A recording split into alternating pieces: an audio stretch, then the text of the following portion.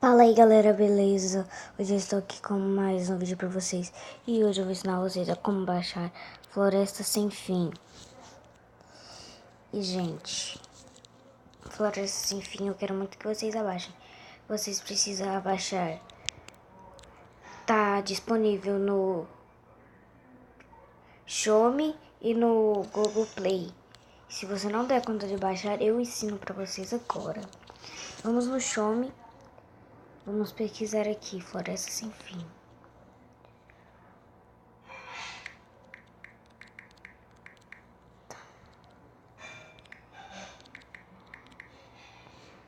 Floresta Sem Fim. E agora a gente vai procurar. Tá aqui, né? Tá.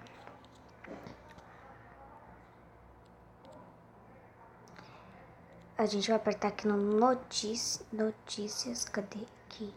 Notícias. A gente vai apertar aqui no primeiro que tá aqui. Primeira fotinha. E não está indo, não sei porquê. Pronto. E aqui tá falando alguns trem. Eu não lembro como eu abaixei, então eu vou tentar relembrar. Deixa eu ver. Aí vocês apertam aqui naquela parábola. Aí vai aparecer essa imagem. Olha. Abaixar.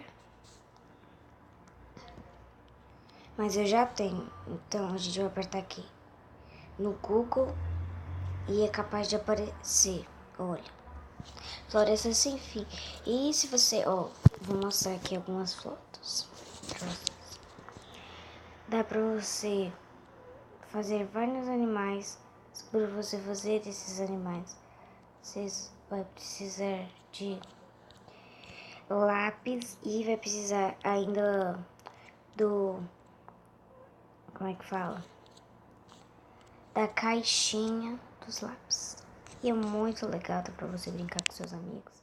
Então foi isso. E pra quem não deu conta de abaixar, passa o vídeo repetido lá, gente. E é isso, e eu espero que vocês deem conta de abaixar. E eu ainda não comprei, eu já tenho Floresta Sem Fim, mas eu ainda não comprei os lápis. Quando eu comprar, eu vou gravar tudo pra vocês. Um beijo!